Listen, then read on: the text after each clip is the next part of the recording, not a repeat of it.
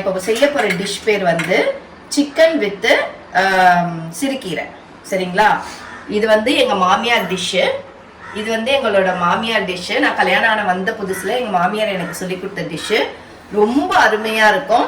இது வந்து பருப்பு சாதம் ப்ளஸ் வந்து பருப்பு ரசம், மிளகா கிள்ளி போட்டு சாம்பார், மற்றபடி வெறும் சாதம் இதுக்கெல்லாம் செஞ்சு சாப்பிட்டிங்கன்னா சூப்பராக இருக்கும், அட்டகாசமாக இருக்கும்.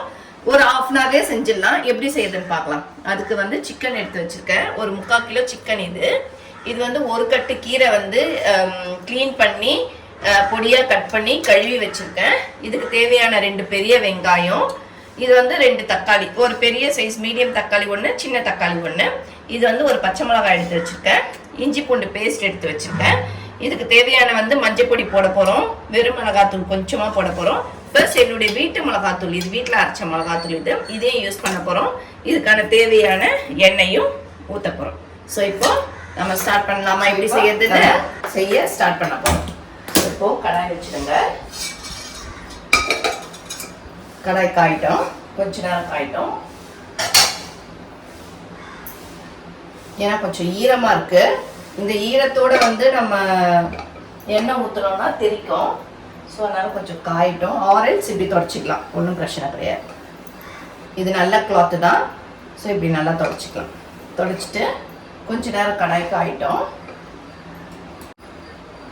ஸோ இப்போ இந்த டிஷ்ஷுக்கு தேவையான எண்ணெய் 1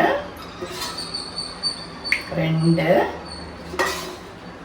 2 இது போதும்.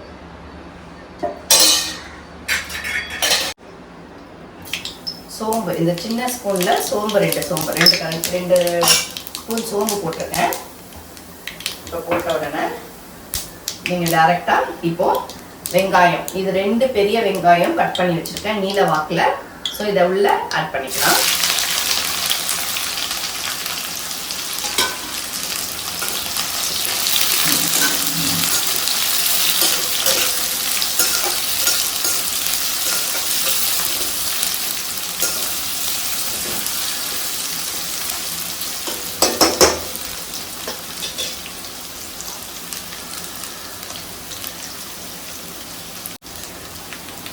வெங்காயம் வதங்கணும். கொஞ்சம் ஓரளவு வதங்கினா கூட போதும். நல்லா வதங்கணும். இன்னும் ஒரு கண்ணாடி பதமாக தான் இப்போ இருக்குது. இன்னும் கொஞ்சம் வதங்கினா நல்லாயிருக்கும். ஸோ இந்த ஸ்டேஜில் கொஞ்சம் கருவேப்பிலை போட்டுக்கோங்க. தக்காளி, ஒரு பெரிய தக்காளி, ஒரு மீடியம் சைஸ் தக்காளி, ஒரு பச்சை மிளகாய், இது போதும் இந்த டிஷ்ஷுக்கு. ஸோ மொத்தத்தையும் ஆட் பண்ணிடலாம். இது வதங்கினதுக்கு அப்புறமா நம்ம இஞ்சி பூண்டு பேஸ்ட்டு போடலாம். இப்போ வேண்டாம் இஞ்சி பூண்டு பேஸ்ட்டு, இது கொஞ்சம் வதங்கட்டும். வதங்கினதுக்கு அப்புறமா நம்ம இஞ்சி பூண்டு பேஸ்ட்டு போடலாம். நீங்கள் நார்மலாக எப்படி சிக்கன் செய்வீங்களோ அது மாதிரி செஞ்சுட்டு கூட நீங்கள் இந்த கீரை கடைசியாக போட்டு இறக்குனீங்கன்னா சூப்பராக இருக்கும்.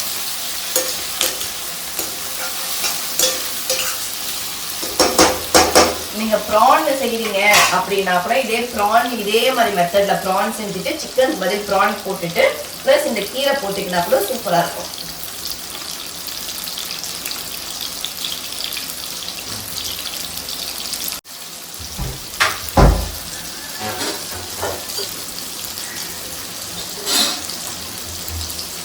இந்த டிஷ்ஷுக்கு தேவையான உப்பு, இவன கையிலேயே போடுறான்னு பார்க்காதீங்க. எனக்கு கையில் எடுத்து செஞ்சு பழக்கமாயிடுச்சு.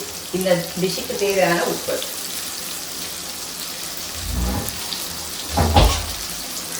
ப்ளஸ் மஞ்சள் பொடி ஒரு 1.25 ஸ்பூன் கொஞ்சம், அவ்வளோதான். இப்போ இந்த ஸ்டேஜில் இஞ்சி பூண்டு பேஸ்ட் போட்டுக்கலாம்.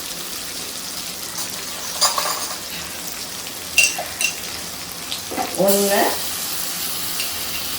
2, ஏன்னா வந்து 3/4 கிலோ கறி இது. ஸோ 2 ஸ்பூன் பூண்டு பேஸ்ட் போட்டுட்டு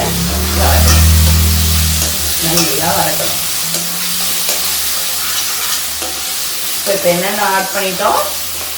இஞ்சி பூண்டு பேஸ்ட் ஆட் பண்ணிட்டோம், மஞ்சள் பொடி ஆட் பண்ணிட்டோம், உப்பு ஆட் பண்ணிட்டோம், எல்லாம் ஆட் பண்ணியிருக்கோம். இது பாருங்கள் எவ்வளோ கலர்ஃபுல்லாக இருக்குது பாருங்கள். நல்லா தொக்காய் நல்லா வதங்கிடுச்சு, எண்ணெய்லாம் பிரிஞ்சு வந்துடுச்சு. இந்த ஸ்டேஜில் நம்ம வீட்டு மிளகாத்தூள் தான் போடுறேன்.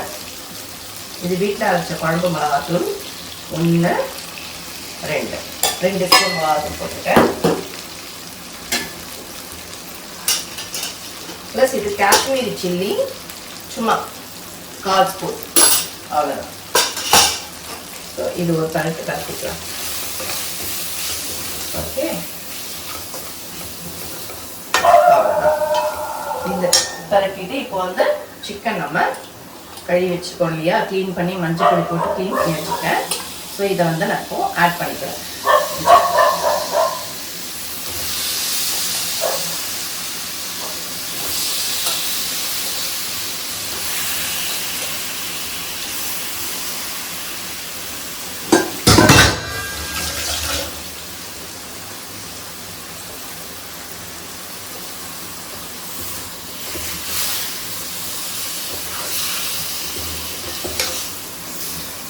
சிலர்லாம் எல்லாமே வந்து கையிலேயே எடுத்து போடுவாங்க, சிலர் எல்லாமே வந்து கரண்டியில் எடுத்து போட்டு தான் செய்வாங்க. எனக்கு கையில் எடுத்து போட்டே செஞ்சு பழக்கமாயிடுச்சு. நீங்கள் கையில் எடுத்து போட்டு செஞ்சிங்கன்னா உங்கள் கையில் இருக்க ஈஸ்ட்டு கூட உங்களோட சாப்பாடை வந்து சமையலை வந்து டேஸ்ட்டு உங்களுக்கு என்ஹான்ஸ்மெண்ட் பண்ணி கொடுக்கும். உங்கள் கையில் ஈஸ்ட் இருக்கும், அது வந்து நீங்கள் கையில் எடுத்து எல்லாமே செய்யும் போது அது வந்து சாப்பாட்டில் டேஸ்ட் உங்களுக்கு அதிகப்படுத்தி கொடுக்கும். செஞ்சு பாருங்கள் ஒரு முறை எப்படி இருக்குன்னு. ஸோ இது நல்லா பரட்டியாச்சு. இப்போ இதுக்கு தேவையான தண்ணி ஊற்றி நல்லா கொஞ்சம் ஒரு 1/4 மணி நேரம் 1/2 மணி நேரம் வேக வைக்க போகிறோம். ஒரு 1/4 மணி நேரம் வேக வச்சா போதும்.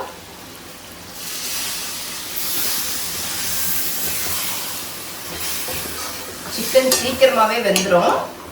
ஸோ 1/4 மணி நேரம் வேக வச்சா போதும். அவ்வளோதான், போதும் இந்த தண்ணி. இந்த சிக்கன் இப்படி முழுகிற அளவுக்கு தண்ணி இருந்தால் கூட போதும். ஏன்னா ஆல்ரெடி இப்போ சிக்கனில் வர தண்ணி விடும், உங்களுக்கு கீரையிலையும் தண்ணி விடும், அப்போ எல்லாமே நல்லா வெந்துடும். ஸோ இந்த அளவுக்கு தண்ணி இதுக்கு போதும். இப்போ மூடி வச்சுட்டு ஒரு 15 மினிட்ஸ் கழிச்சு நம்ம திறந்துக்கலாம். அப்பப்போ கலரி விட்றதா இருந்தால் கூட கலரி விடலாம். நான் திறந்து காட்டுறேன் உங்களுக்கு.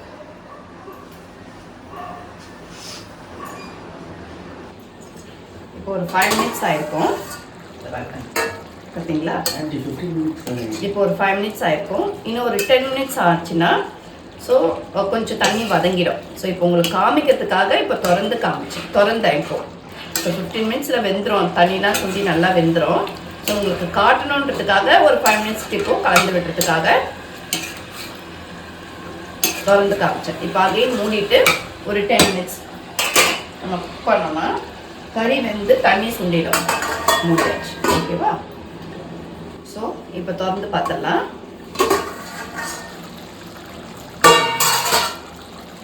பாருங்க, கொஞ்சம் தண்ணி வத்திடுச்சு, ஓகேவா? சிக்கனும் நல்லா வெந்துடுச்சு.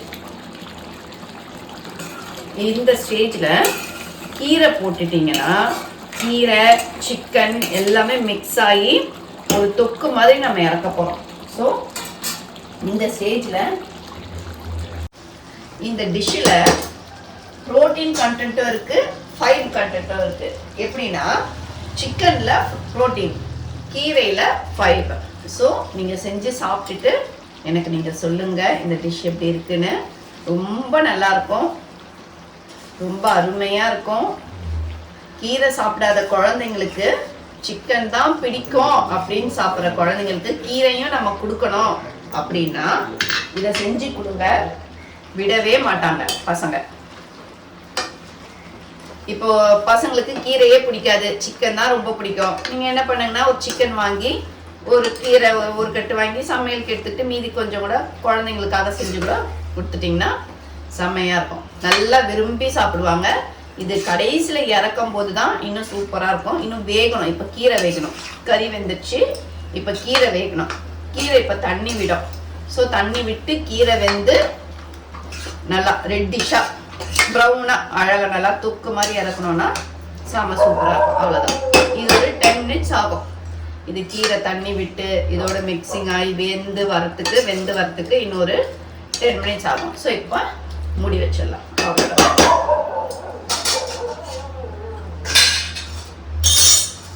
ஸோ இப்போ எப்படி வந்திருக்குன்னு பார்க்கலாமா?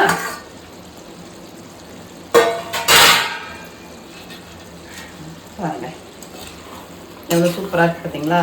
இன்னும் கொஞ்சம் தண்ணி சுண்டணும், தண்ணி இன்னும் கொஞ்சம் வடியணும். அவ்வளோதான். கீரையும் வெந்துருச்சு, கறியும் வெந்துருச்சு. ஸோ இப்போ நம்ம வந்து கொஞ்சம் சுண்டை இறக்குனா நல்லாயிருக்கும். இந்த ஸ்டேஜில் இறக்கிட்டிங்கன்னா சாப்பாடில் பிசைஞ்சு சாப்பிட்டுக்கலாம். தோசை, சட்னி, தோசை, இட்லி எதுக்கு வேணாலும் வச்சுக்கலாம்.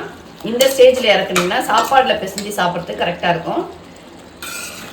இல்லை நாங்கள் வந்து சைடிஷாக வச்சுக்க போகிறோம், சாம்பார் இருக்குது, ரசம் இருக்குது, சைடிஷாக வச்சுக்கணுன்னா இன்னும் கொஞ்சம் நம்ம தொக்கா இன்னும் கொஞ்சம் சுண்டை வச்சு இறக்கணுன்னா டேஸ்ட் ஆகும். அவ்வளோதான். கொஞ்சம் வெயிட் பண்ணுங்கள். இனிமேல் மூட வேண்டாம், அப்படியே நம்ம செஞ்சுக்கலாம். ஸோ இனிமேல் மூட வேண்டாம் கொஞ்சம், ஏன்னா எல்லாமே இன்னும் கொஞ்சம் தான் சுண்டணும். ஸோ மூட வேண்டாம் இதுக்கப்புறம். அவ்வளோதான்.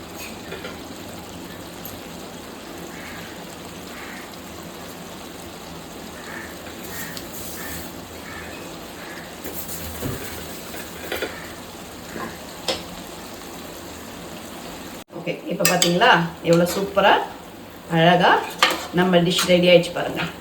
எவ்வளோ கலர்ஃபுல்லாக இருக்குது பார்த்தீங்களா? இல்லை? அவ்வளோதான். இந்த ஸ்டேஜ் வந்தோடனே இறக்கிட்டிங்கன்னா டிஷ்ஷு கம்ப்ளீட்.